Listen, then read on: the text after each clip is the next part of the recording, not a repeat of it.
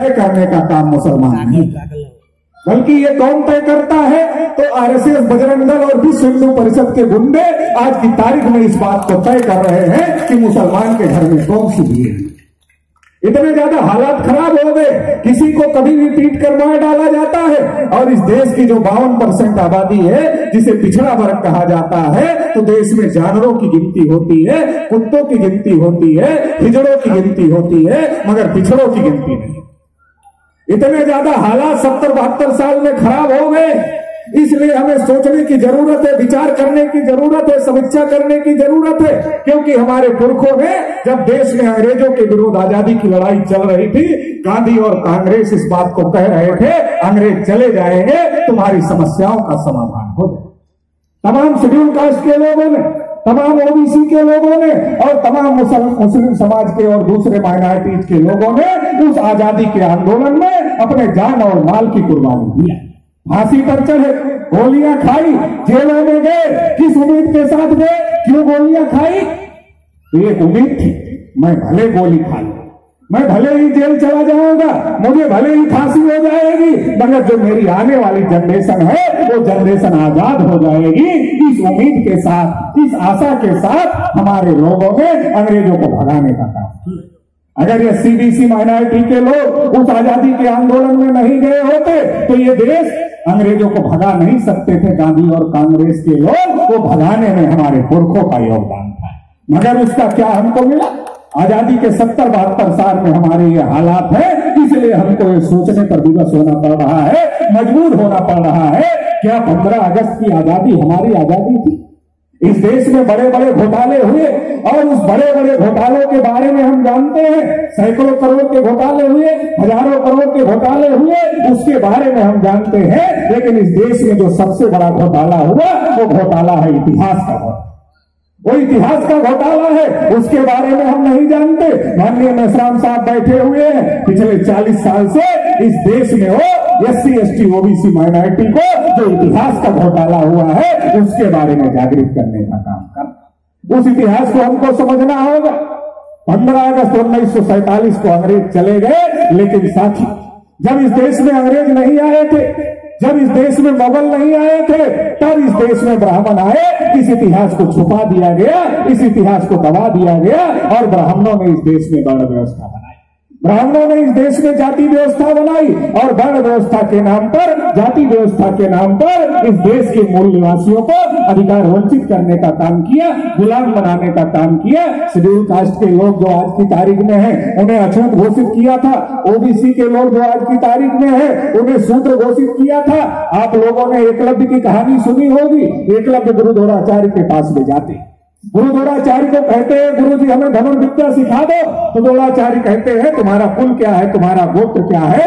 जब एकलव्य अपना कुल और गोत्र बताते हैं तो द्रोणाचार्य उनको धनुर्विद्या सिखाने से मना कर देते हैं। एकलव्य स्वतः अभ्यास करते, स्वतः प्रयास करते हैं और स्वतः अभ्यास और प्रयास करने के बाद जब एकलव्य दुनिया के सबसे बड़े धनुर्धर बन जाते हैं तो द्रोणाचार्य उनके पास जाते हैं और छल से उनका दाहिने हाथ का अंगूठा काट लेते हैं। एक एकलव्य बड़ा धनुर्धर बन गया, वो हजारों लाखों एकलव्य पैदा करता और इस मूल निवासी समाज को इनकी गुलामी से आजाद कर देता, उसका अंगूठा काट लिया। आज भी महाविद्यालय, विश्वविद्यालयों में पहले तो आपको पढ़ने नहीं दिया जाता, फिर भी अगर आपका बच्चा योग्य हो गया तो अंगूठा काटने का प्रबंध है। थ्योरी में टॉप कर सकता है आपका बच्चा, मगर जब प्रैक्टिकल में नंबर देने का समय आता है तो महाविद्यालयों, विश्वविद्यालयों में जाति देखकर नंबर दिया जाता है। 13 पॉइंट रोस्टर क्या है? ये सवर्ण आरक्षण क्या है? जिनका पहले से 90% कब्जा था उन्हें 10% और दे रहे हो, ये क्या है? ये अंगूठा काटने का कार्यक्रम है। उनका कहना है पहले तुम्हें योग्य बनने नहीं देंगे और अगर योग्य बन भी जाओगे अंगूठा काट लेंगे। ये वो करने का काम कर रहे हैं। इसलिए साथियों, हम लोगों को सोचने और समझने की जरूरत है। पिछड़े वर्ग के लोगों को शूद्र बनाए, और जो मनुस्मृति लिखी गई वो पिछड़े वर्ग के लोगों के विरोध में लिखी गई। पिछड़े वर्ग के लोग आज भी भ्रम में जी रहे हैं। उनको लगता है अनुसूचित जाति के लोगों को शूद्र बनाया। अनुसूचित जाति के लोगों को तो पहले ही बाइकाट कर दिया गया था, गांव के दक्षिण दिशा में बसा दिया गया था, उन्हें अछूत घोषित किया गया था। अछूत का मतलब है अगर ये छू देगा तो अपवित्र हो जाएगा पंडित, इसलिए पंडित अछूत का छुआ नहीं खाता, छुआ पानी नहीं पी। मगर ब्राह्मणों ने सोचा अगर सबको ये अछूत बना देंगे तो क्या होगा, हम तो भूखे ही मर जाएंगे, क्योंकि हम तो कुछ पैदा नहीं करते, हम तो मेहनत नहीं करते, हम तो खेती में काम नहीं करते। खेती में काम पिछड़े वर्ग के लोग करते हैं, पैदा पिछड़े वर्ग के लोग करते हैं। अगर पिछड़े वर्ग के लोग पैदा करेंगे, हमको खिलाएंगे, तो पिछड़े वर्ग के लोगों को कहा तुम निष्काम भाव से हमारी सेवा करो। तो पिछड़े वर्ग के लोगों ने पूछा पंडित जी निष्काम भाव से सेवा करने से क्या मिलेगा? बोला इस जन्म में कुछ नहीं मिलेगा। तो हमारे लोगों ने पूछा कब मिलेगा?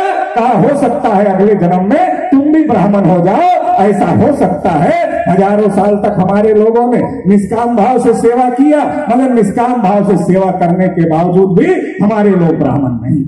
अब आप कहोगे ब्राह्मण नहीं बने, इसका सबूत क्या है? इसका एक ही सबूत है, ओबीसी 52% है। अगर वो अगले जन्म में ब्राह्मण हो गया होता तो ब्राह्मणों की संख्या 52% हो गई होती, मगर वो तो 3.5 के 3.5 ही है। ये बात साथियों समझने की जरूरत है। मनुस्मृति शेड्यूल कास्ट के विरोध में तो लिखी ही गई, मगर उससे ज्यादा ओबीसी के विरोध में लिखी गई। ऐसा मैं क्यों कह रहा हूं? क्योंकि मनुस्मृति में लिखा गया अगर ज्ञान का एक शब्द इनके कान में पड़ जाए तो शीशा पिघला कर डाल देना चाहिए। अब मेरा सवाल है, जो गांव के दक्षिण दिशा में जिसको बसा दिया गया अछूत घोषित करके, क्या वो ब्राह्मण के मोहल्ले में जाता था? वो तो जाता नहीं था। जाता कौन था? ओबीसी के लोग जाते थे। यादव जी दूध दही घी लेकर जाते थे, तो पटेल जी अनाज लेकर जाते थे, तो कोई सब्जी भाजी लेकर जाता था, तो कोई दाढ़ी बाल बनाने के लिए जाता था। जाते कौन थे? ये पिछड़े वर्ग के लोग जाते थे। तो पिछड़े वर्ग के लोग जाते थे तो ब्राह्मणों के सामने संकट था, इनके कान में वेद का शब्द पड़ सकता है, ज्ञान का शब्द पड़ सकता है, इसलिए इनके विरोध में मनुस्मृति लिखा अगर ज्ञान का शब्द पड़े तो शीशा पिघला कर डाल दे। अगर आंख से देख ले तो आंख में सुच्चा डाल देना चाहिए, जीभ से उच्चारण करे तो जीभ काट लेनी चाहिए।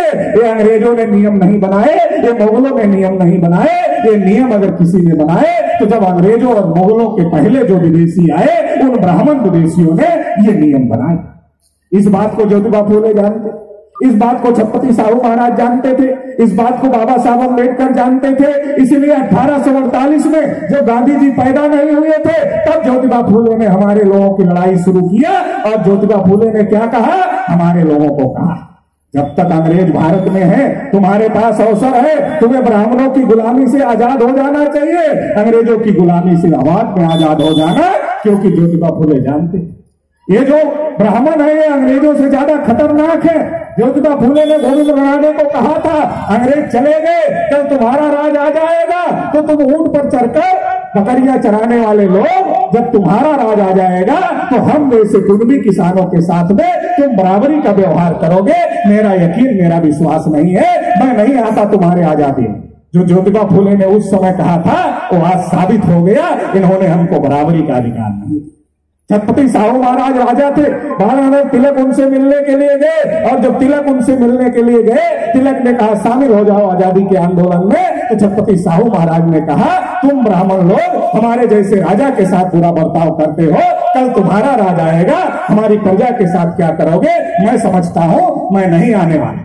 जो साहू जी महाराज का शक था वो आजादी के 72 साल में ब्राह्मणों ने करके दिखाया। बाबा साहब अम्बेडकर कोलंबिया यूनिवर्सिटी में पढ़ रहे थे, लाला लाजपत राय उनसे मिलने के लिए गए, शामिल हो जाओ। बाबा साहब अम्बेडकर शामिल नहीं हुए और उन्होंने सवाल खड़ा किया देश की आजादी का आंदोलन है या देश के लोगों की आजादी का आंदोलन?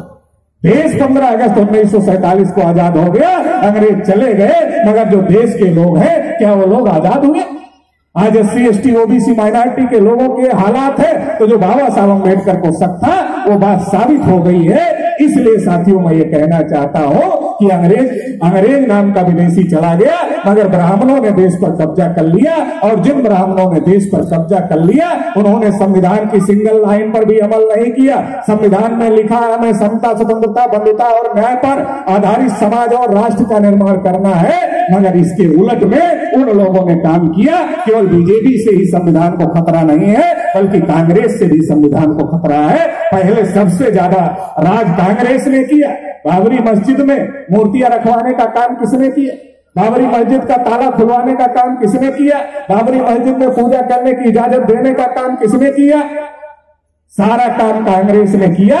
ये जो कांग्रेस है और ये जो बीजेपी है, ये कांग्रेस बीजेपी अलग अलग नहीं है, ये कांग्रेस बीजेपी एक ही है। दोनों एक दूसरे को फायदा पहुंचाने के लिए मिलजुल करके काम कर रहे हैं और हमें आपस में लड़ाने का काम कर रहे हैं। इसलिए मैं ये कहना चाहता हूं, इस देश में SC ST OBC को आपस में लड़ाया जाता है, मगर हमारे पुरखे आपस में नहीं लड़ रहे थे। ये जो आज संविधान खतरे में है, लोकतंत्र खतरे में है, ये हमको आपस में लड़ने की वजह से खतरे में।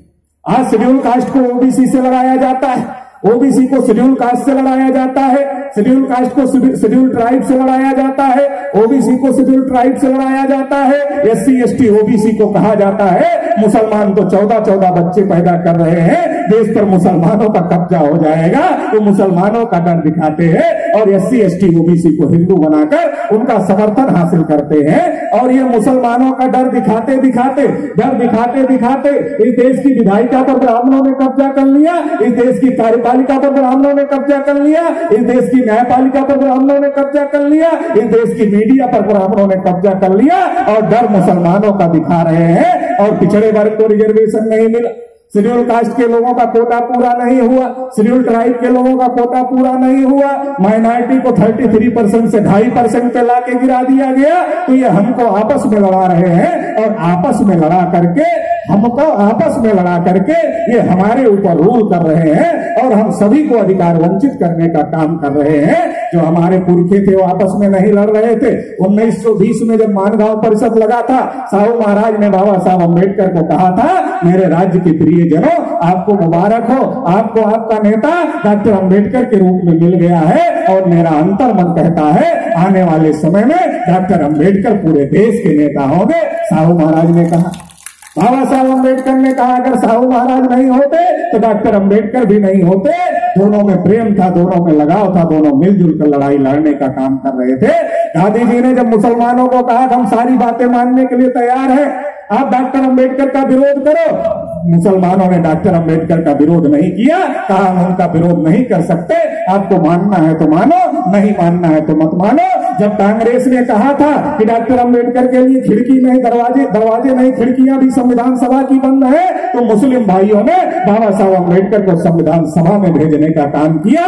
जब हम मिलकर लड़ रहे थे तो हमने अपना हक अधिकार हासिल कर लिया। आज हम अलग अलग लड़ रहे हैं, इसलिए अलग अलग पिटाई हो रही है। इसलिए मैं आपको ये कहना चाहता हूँ, ये अलग अलग लड़ने का समय नहीं है, मिलजुल कर लड़ने का समय है। हमें पता है सबका मालिक एक है, मगर हमें ये खोजना होगा कि हमारी ये हालात करने वाला सबका दुश्मन भी एक है। वो दुश्मन कौन है? जिसने SC का हिस्सा खाया, जिसने ST का हिस्सा खाया, जिसने OBC का हिस्सा खाया, जिसने माइनॉरिटी का हिस्सा खाया, उस दुश्मन से एकजुट होकर के लड़ाई लड़ने की जरूरत है और इंसाफ कायम करने की जरूरत है। इंसाफ क्या है? जिसकी जितनी संख्या भारी उसकी उतनी हिस्सेदारी, ये इंसाफ है। और ये इंसाफ की लड़ाई के लिए बहुजन क्रांति मोर्चा आपके बीच में आया है। इसलिए आप लोग तन मन धन से इस लड़ाई को सहयोग करेंगे, ऐसी उम्मीद के साथ आपने मुझे ध्यान से सुना। इसके लिए आभार, धन्यवाद, जय मुल्ला।